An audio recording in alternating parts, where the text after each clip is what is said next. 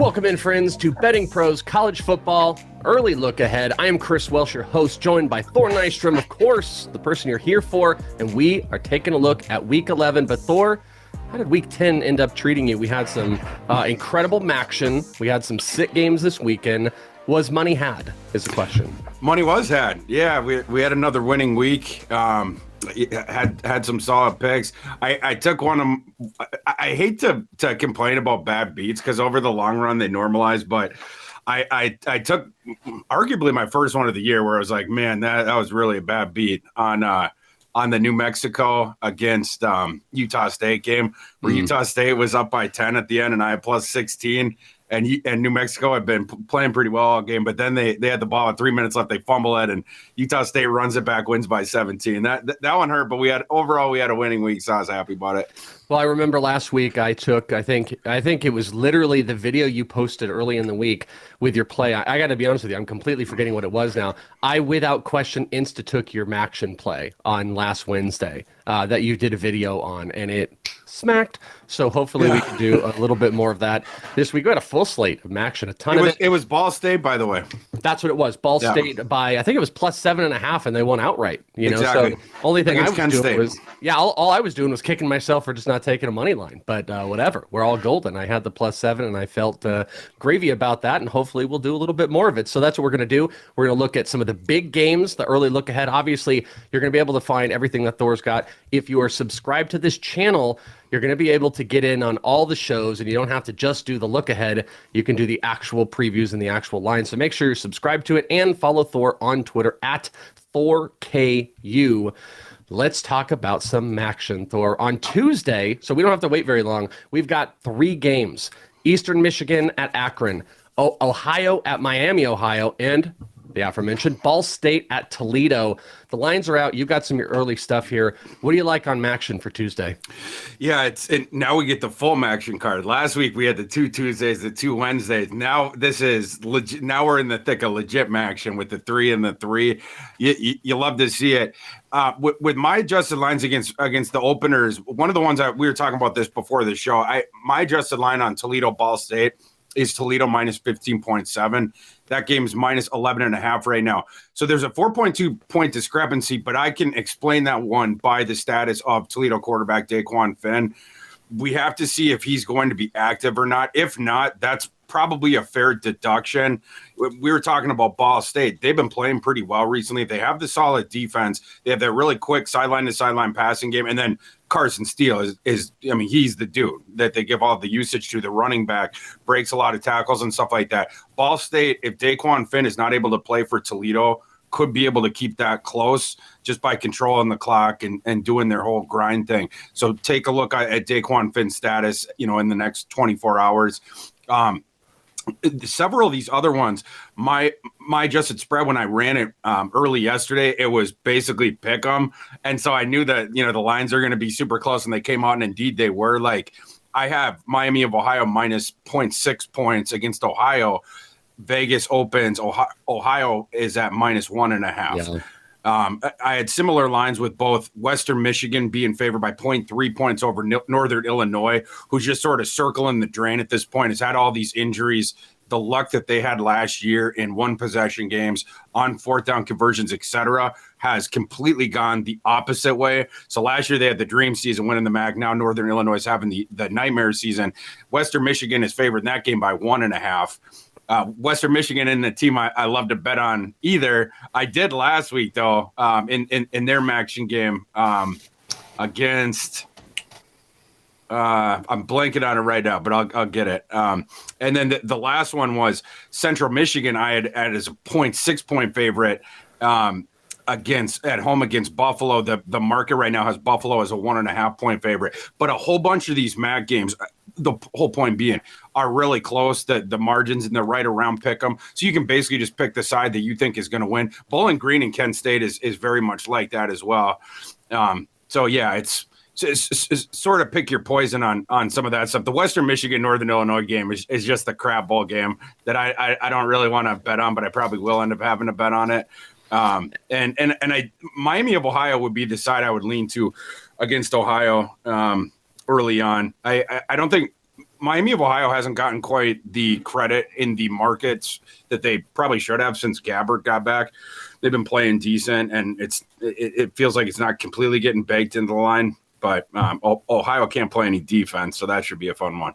And those were the Wednesday, you mentioned some of the Wednesday action ones. Northern Illinois at Western Michigan, Buffalo at Central Michigan, and Kent State at Bowling Green. The only other one, and it's interesting that they're all close to pick 'em except that Toledo Ball State, and then that Akron Eastern Michigan one, which is the first one to kick everything off, which I think it's Eastern Michigan -7.5, but it looks like your early line has got it at about 10. So there's a little bit of value on that one as well. Yeah, and that one I would lean towards Eastern Michigan. I like that Eastern Michigan team. Akron stinks, right? Like, I mean, in my power rankings, they're either the second or the third worst team in the FBS. Akron, I've seen this multiple times this year where the market seems to be a little bit more bullish on the Akron side than they should have been. We made some money fading Akron a couple times this year. This looks like another spot potentially for me to fade Akron. Got to dig into the statuses on both sides. Eastern Michigan has had some quarterback health things. We just got to make sure that all that's squared away, and we're going to get the full strength Eastern Michigan team. But assuming we are, I'm probably going to be on Eastern Michigan that one. All these action games have probably got people going. And if you're looking, as you're going to set your picks and make all your wagers, if you're looking for a place to track all of those wagers in one place, you got to check out Betting Pros Pick Tracker at bettingpros.com/pick-tracking. It syncs up with your sportsbook to tally which picks hit and which miss, and gives you a live look at what the public is doing, so you can use real-time tracking to determine which plays to make and which to fade. I can tell you that is like one of the most important things ever anytime I'm betting, to have one place, because I get psychotic if I don't, and checking all the different plays. I need it in one isolated place. You can get on the leaderboard and quickly become a sharp by using the free advice we have to offer over at bettingpros.com/pick-tracking. Do it today. Make your life easier. Bet you got enough going on with your bets. Make yourself and your life a little bit easier. Let's go and take a look at, we got one ranked game coming up on Friday. It's Colorado coming up against number 9 USC. So let's talk about this before we get into the Saturday games. What do we got on USC? Well, I wouldn't be able to back Colorado regardless of circumstance on the road here, heading to Los Angeles. And with my line is basically spot on with where it is right now in the market. It looks like it opened up on Sunday, USC -31.5. It's gone up to USC -33.5. My adjusted line on that game is USC -33.8. So I even see 34 right now as of like this second. So, I mean, that line has moved. Yeah, exactly. Yeah, and now, like, when it opened, I was showing a couple points of line value on USC, but now the market's gobbled that up. So, I mean, once you get up this high at a number like that, 34 or whatever, you're starting to push the 5 touchdown thing. The margins of it gets weird for me, where the thing can be decided in the end by, late in the fourth quarter by something outside of the game script. So I absolutely couldn't back Colorado, but I'm not going to be laying the points with USC there either. And I got to tell you, looking at the over-under on this game, 64, when USC is -34, it doesn't pass a smell test to me. And I think that's maybe something, Thor, you can cover on the preview show coming up. That might be a good tease for that show, because there's something there that doesn't quite add up. Am I right here? Could be right, yeah. But definitely something to investigate there for sure. Okay, well, you guys can check that out on the preview show this week right here on the Betting Pros YouTube channel. Make sure you guys are locked in. How about Georgia? Georgia at Mississippi State. Georgia coming off a 27-13 win over Tennessee. They went from 3-1. Number one. What do we think about number one in the nation, Georgia?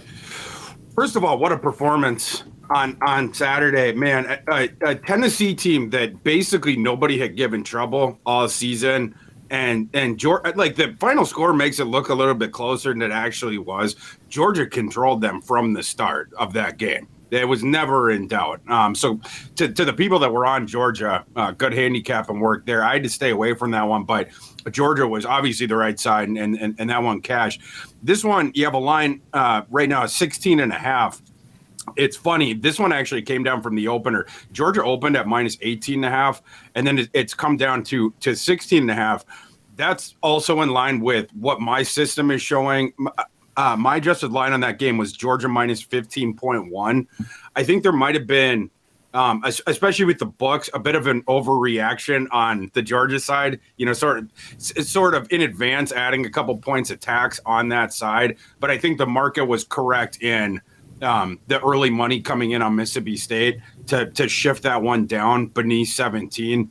I just think that's more objectively fair. It does take away potentially some line value, if you were looking to get in with the home dog on this one. But it with where the market has it right now, it's moving closer to my adjusted line at Georgia minus 15.1. Yeah, it's a pretty big SEC matchup. Mississippi State 6-3, but only 3-3 in the SEC. I also see that 16.5. So you think overall this is probably maybe an avoid right now, maybe on both sides, 16.5 over under. I just don't think there's you're going to find a lot of objective value on the line with where it is right now. It would be nice if we get some money in these next couple of days, come in on Georgia, get that thing back to 17 or even 17.5. But with where it's trending, it looks like it's going more towards the 2 touchdowns as opposed to hitting back over the 17. That's where I would start to perceive line value again. So this is an interesting one. This kind of actually comes back to my theory of that USC game where, it's over 64, and then you're saying that there's a 30-point line to Colorado. But 3-6 Indiana is going to go to number 2 Ohio State, who's obviously 9-0. This is the biggest spread I think that we've talked about, and we might actually talk about. I see it currently at 41.5 and the over-under at 57.5. I know. So you're seeing about a 16-point give that they're putting on Indiana, while a 1-8 team in Colorado would be getting 30. I digress about that moving on and why that's fishy, but 41.5 points on OSU against Indiana. So what say you? There's been some movement on this one too. Ohio State opened minus 31.5, and this thing is shot up to 40. That's pretty wild. My adjusted line is Ohio State minus 37.8. So I definitely would have agreed with some of that early movement. But man, there's been a tidal wave pushing that thing in the sort of the early hours after it opened to Ohio State now being favored by more than 40. What's interesting about it is we talked last week about a super duper high Ohio State line. They were playing Northwestern. Northwestern kept that thing close for a bit, right? And they only lost 21-7. Ohio State has had some games this year where they sort of just sleepwalk through it. And they also have all these inactives, some of which we don't even know in advance. Like Jackson Smith and Jigba has been like the one like every week. It's like, is he playing? Is he not? And then when he ends up playing, he invariably only has, he plays half the snaps and he gets 2 catches. So his status is becoming less and less important as we go along. Now they've established a receiving core basically without him. But like in the last game, you find out right beforehand TreVeyon Henderson ain't going to be playing. You knew that Mayan Williams the game before had an injury, and you already knew that their third string kid had gotten injured in the preseason, knocked out for the season. So you're already like, oh man, the running back depth is already super precarious there. Can Mayan Williams play? If not, who the heck are they going to throw out and stuff like that? Yeah, it's just been a weird season for Ohio State. I'll put it that way. I would not want to lay this big of a number with Ohio State. But it seems like what the market is telling us early on, and what they feel early on, is that Ohio State is going to bounce back from that lethargic showing against Northwestern, and now they're gonna deck this outmanned underdog. We'll see. Indiana has played scrappy at times, although the season is starting to get away from them, and we're seeing that less and less. Like last week, they were playing Penn State, and they got run off of the field. They've been friskier in some of their other matchups. They did cover, I believe, against Michigan earlier this year. And then, the first 3 games is when it was rolling there, when they started 3-0, and everything's gone to crap since then. But, man, with 40 points, it would be on the Indiana side or pass of that one. That's very interesting. This game probably going to have a lot of eyes on it because no longer are they going to really be playoff run, but it is still Alabama. Number 10 Alabama, who's now 7-2. How often do you say that? Is going up against number 11 Ole Miss, who's 8-1. So this is going to be a huge powerhouse matchup, and really fascinating to see how Alabama is going to rebound. So what do we got on this game? This line it's too high. This one I feel good about saying that. Alabama being favored by 11.5. My line on that game is Alabama minus 7.8. And you have the couple things going on of this is a deflation spot for Alabama, a team that every single year it's the playoff aspirations. This year it was no different. Last week, their playoff dreams ended. So you get the classic sort of deflate spot. And then number two, Alabama has been bad on the road this year. Or I'm sorry, even going back to last year, since the beginning of last year, where we talked about this several times this year of like what's going on with Alabama on the road. And now not only do you have the deflation thing, not only do you have Alabama on the road, but you also have Alabama on back-to-back travel because, of course, last week, Saturday night, they were in Baton Rouge playing Brian Kelly's family. And now they're heading to Oxford. To me, you got to take that Alabama tax away, but the market has not. If that thing's in double digits, it's the Rebels or nothing on that one. And I'm going to be sniffing around the Rebels hard this week. This is a completely kind of side note, but like, how much of this do you put on Bryce Young? Like, how much has this hurt Bryce Young kind of in general? I know Thor, if you guys don't pay attention, is an incredible college fantasy football player. I saw you posting the sick week you had, and Bryce Young was on the team, and obviously Bryce has been at the top of draft stuff. Like, how much do you think, just real quick on Bryce Young, the effect of what Alabama is doing is on him? Very little, I would say, and I realize there's a little bit of bias there because he is the quarterback of my 50 team, really. But no, the receiving core there is what has been the issue, and it's crazy when you watch it because you're used to watching Alabama have minimum of 2 first-round receivers out there, and some of these seasons in the past they've had 4. We're not used to them having a mediocre receiving core. This year, Alabama has a mediocre receiving core. There are so many different teams around the nation where I would prefer to have their receiving core to Alabama's. And they had lost all the NFL guys, over and over and over again in recent years. That was problem one. And then this year, what they intended to do to sort of patch the holes, it was a thing of like the conjunction of like the guys we signed, the freshmen, but hopefully we don't have to use them because we got other kids coming up like the Ja'Cory Brookses and stuff that have been in the program. And then what Nick wanted to do to augment all that or to definitively plug the holes was sign veterans through the transfer portal. So they had signed Jermaine Burton from Georgia, of course. They'd signed Harold, the speedster from Louisville. Harold was supposed to replace Jamison Williams, the speed element and whatnot. And then Burton was just supposed to be the wide receiver one. Well, those guys have been busts. Burton has not played well all season long. Like, he's been on the field for all the snaps. He's just not good or hasn't been this year. And then Harold, we haven't seen him because he's been injured. So, and then Nick doesn't seem to trust Ja'Cory Brooks anymore. I don't know if that's a route running thing or a hands thing or whatever, but from the very beginning of the season, they weren't playing him. So all of a sudden now they were playing more true freshmen and they're playing guys that can't get separation.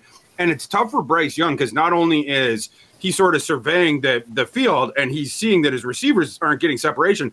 When he gets the ball there, a ton of them are dropped. The drops on the Alabama receiving core have been crazy too. And not only that, but Bryce Young is behind a down offensive line.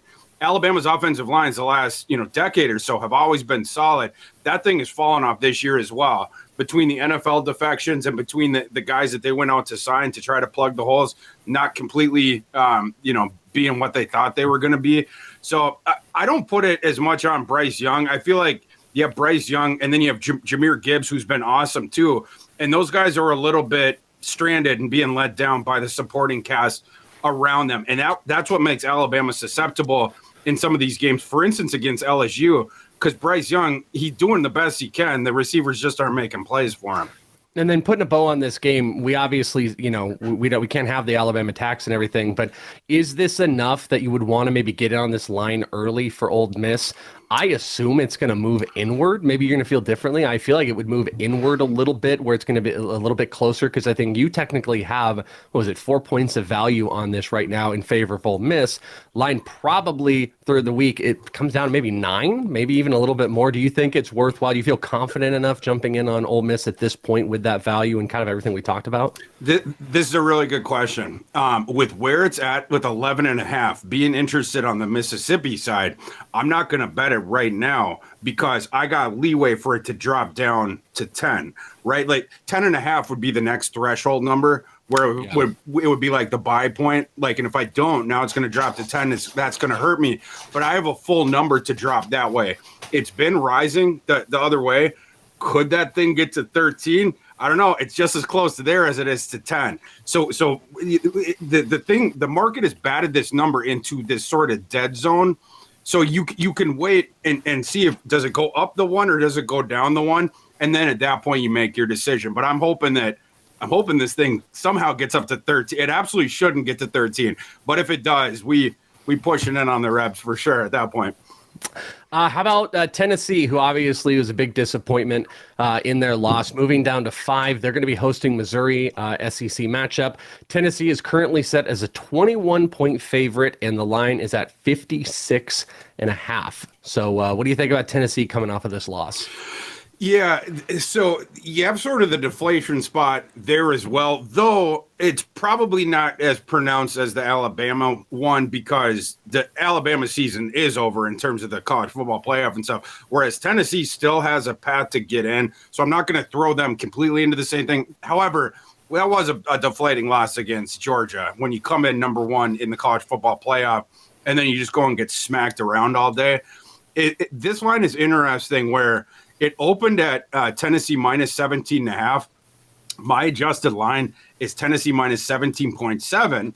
So the book dropped a line that was essentially exactly what my adjusted one is. But the market in the day since has or even less than 24 hours since, has batted Tennessee all the way up to minus 20.5.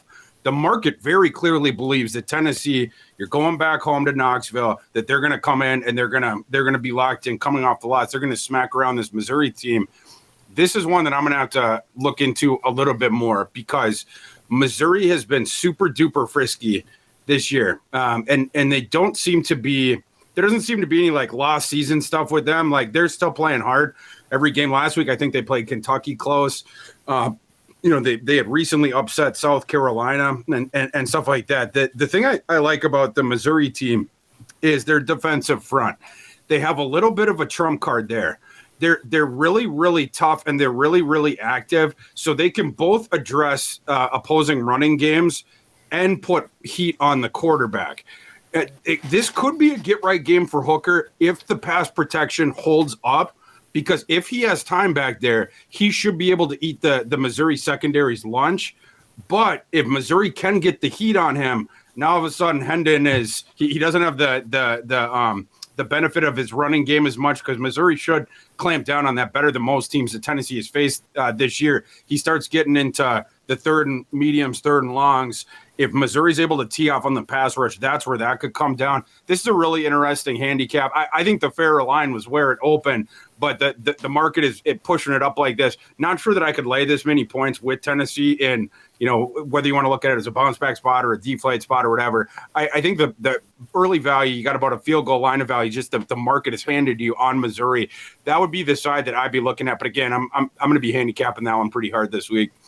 Friends, if you guys are watching on the YouTube, which I hope you are, you might see that I have a lot of autographed memorabilia. I very much enjoy it. And if you do as well, we're giving you a chance to win a signed T. Higgins Cincinnati Bengals helmet. Oh, yeah. This courtesy of our friends over at Pristine Auction. All you've got to do is subscribe to the Betting Pros YouTube channel, which you might already be doing. Go do that right now.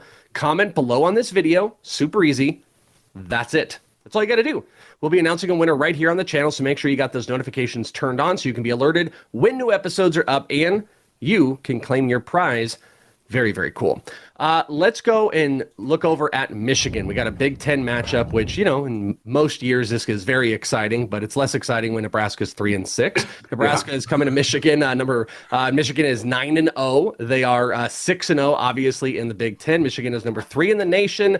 Michigan's coming off a 52-17 win over Rutgers, and the line we're looking at is 29 in favor of Michigan with an over-under at 51 in a Big Ten matchup. In this economy, what say you, Thor? Yeah, this is one where one of those lines where it remains right on my adjusted line.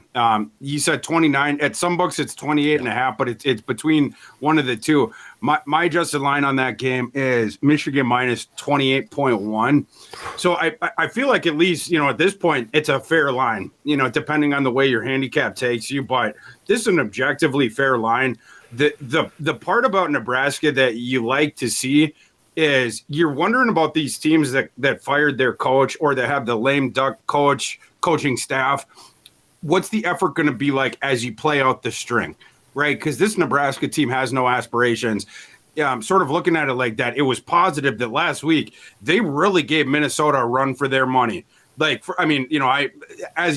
live in Minneapolis, and there was a lot of Gopher fans. My buddies texted me on Saturday. The sky was falling in and stuff. I mean, the Minnesota fans really thought they were going to lose to Nebraska, and everyone was all ready to fire PJ Fleck and run him out of town. How can you lose to the Cornhuskers? Minnesota did come back and ended up winning that game, but whole point being, Nebraska showed up. The effort's been good, and stuff like that. That's what you want to see, just so that they're not the floor mat for a heavily favored opponent, like in this case, Michigan.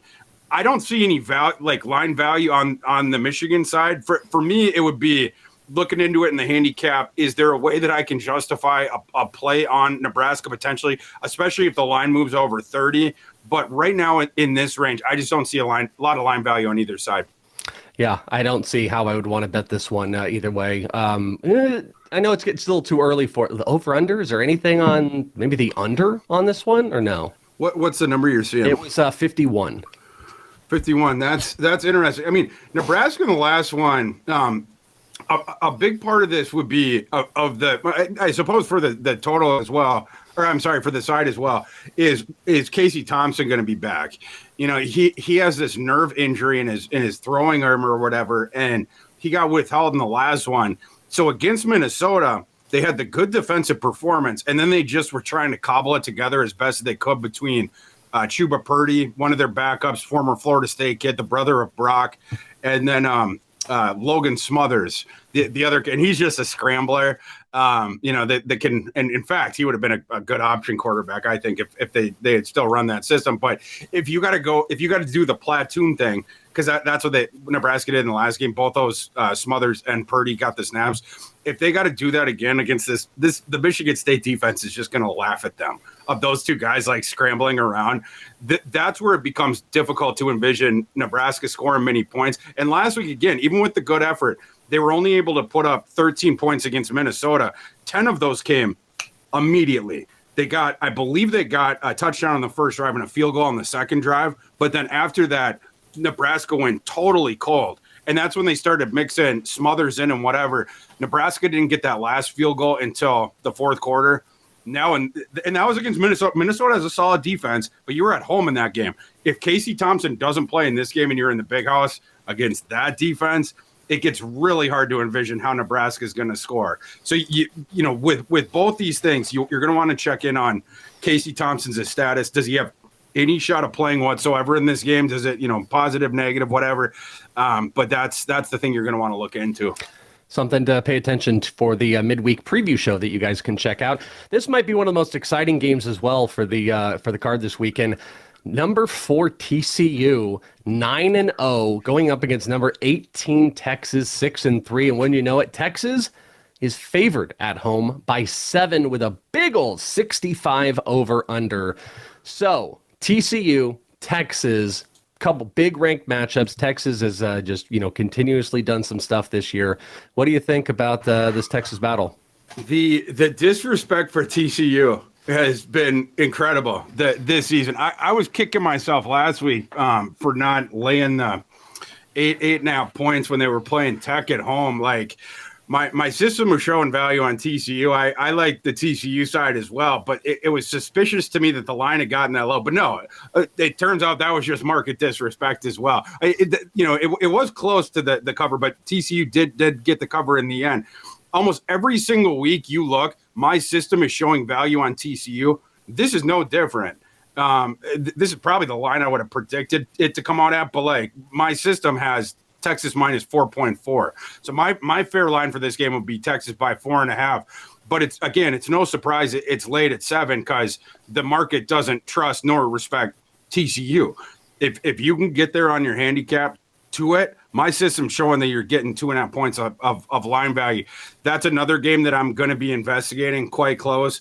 The Texas defense has improved this year. It's not like some of those ones we've seen in the past where they're just Swiss cheese. In this game, they got a real puzzle on their hands with TCU. It's a team that can run extremely effectively. I think that's probably the underrated part of them because you think about Sonny Dykes, you think about the spread and everything like that. You're not thinking as much about that. But Miller, the running back that they had, who last year was splitting the touches with Zach Evans, now Miller's getting most of the running back ones, and he might be a better player than Zach Evans. Like that kid can play, and he has a diverse game. Where he can do the receiving stuff as well. And then Max Duggan, the quarterback, his best thing has always been the scrambling ability. So he adds the rushing utility along with that. And then Max Duggan has taken a big step up in terms of the passing. And what TCU is able to do, it's both the efficiency with the running game, but they also get the explosive plays in the passing game. So it's just really hard to stop that offense because even if you sort of address one thing, another thing opens up for them. How can Texas sort of, respond to these multiple different things? And then on the TCU side, Texas has a better defense than TCU. TCU's defense has been good enough so far this year in every game for them to go undefeated to this point, but they got their own puzzle on their hands. Kansas State, I can tell you, did not enjoy their time with Bijan Robinson last week. And I can tell you, as someone who was playing against Bijan Robinson in my 50-team college fantasy football playoffs, I didn't have a fun time with that one either because Bijan was doing basically whatever he wanted. TCU is going to have to slow down Bijan somehow. And also, of course, Quinn Ewers and the throwing downfield thing. Quinn Ewers has been up and down. But if you get a locked-in Ewers here, again, they're going to have to slow down Bijan somehow while addressing Ewers as well. This is a really fascinating game that I'm sure we will be talking about a lot the rest of the week. And obviously, like you said, more details on it. Do you think there's any value if you're kind of slowly sitting on the TCU side, you want to lock in, or do you think it could move the other direction?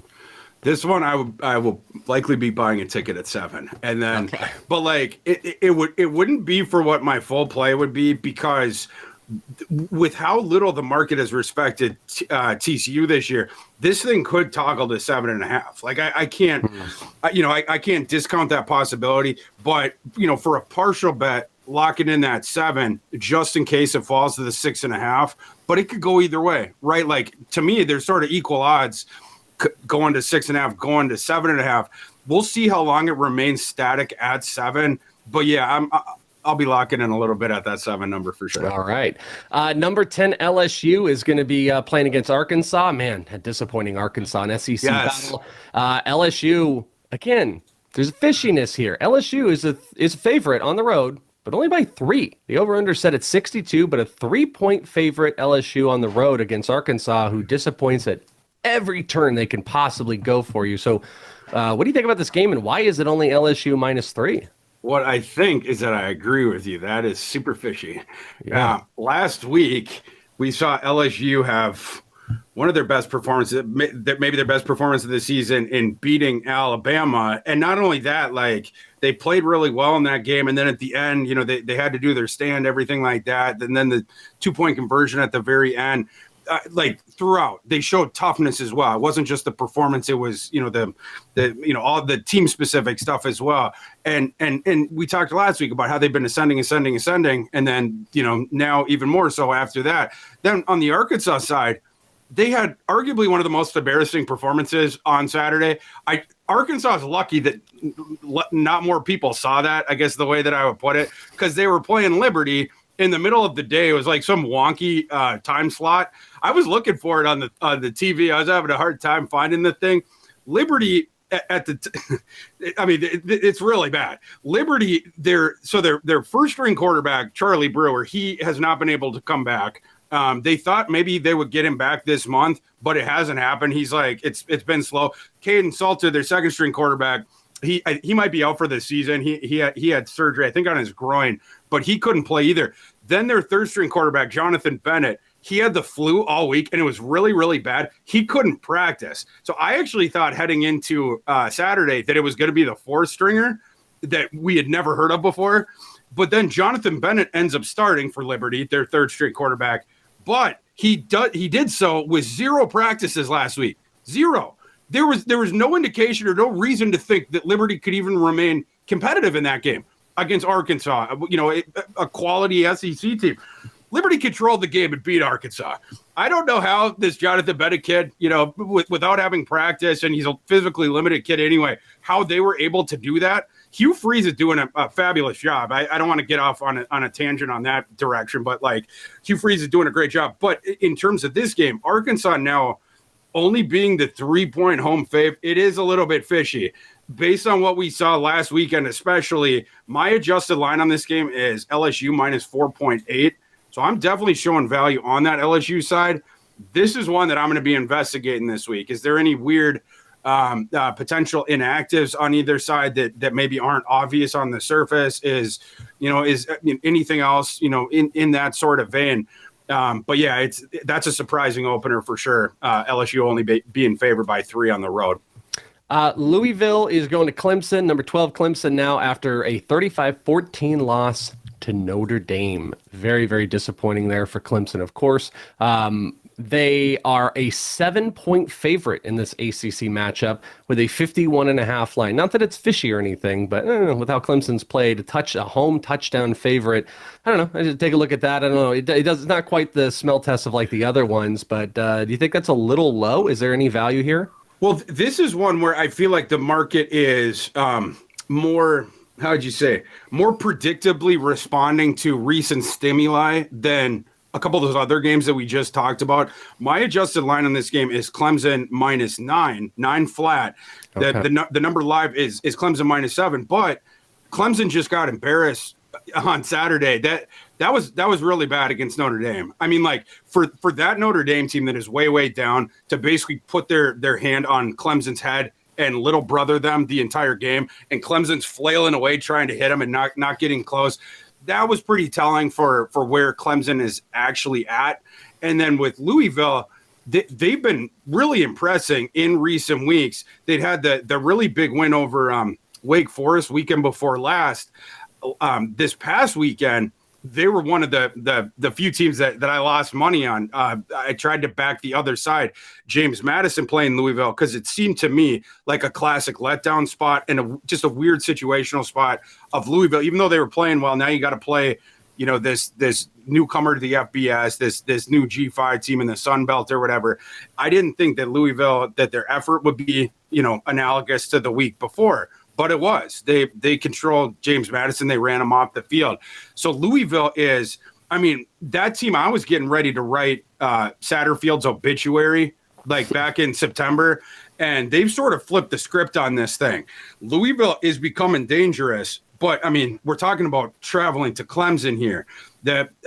For me, what the market's done here is it's basically the 2 points. It's just that those recent events. I do think probably the value right now is on Clemson, but you got to go through the numbers and you got to feel pretty comfortable about what you're seeing, because that if you do that, you're going to be opposing this Louisville team that their arrow is pointing. I can't believe I'm saying this, because, again, I was ready to stick that fork in Satterfield and that team. Louisville's arrow is pointing sharply up right now. Clemson's is more pointing downwards. I think that explains that 2-point discrepancy. If you want free picks, player props, and breakdowns on almost every game that college football has to offer, you can join Thor and Mike Farrell for Game Day Live, presented by DraftKings, each and every Saturday starting at 10:30 a.m. Eastern. You got questions you need answered? Well, our team of experts are going to help you, where we're live for 90 minutes of nonstop action leading up to kickoff. So join the live stream and toss your questions in the chat. Do it today. And that is what you can do, my friends. You can go check out Thor on Twitter at ThorKU. Make sure you subscribe to the YouTube channel so you can get all of the action this week. We gave you guys a couple bets that you guys can get in on maybe early right now, and Thor's going to get you locked up for the rest of the week. This has been the Betting Pros College Football Early Look Ahead with Thor. I'm Welsh. Friends, we'll talk to you next time. Good luck on your bets this week. We'll get in on some action. Bye, friends.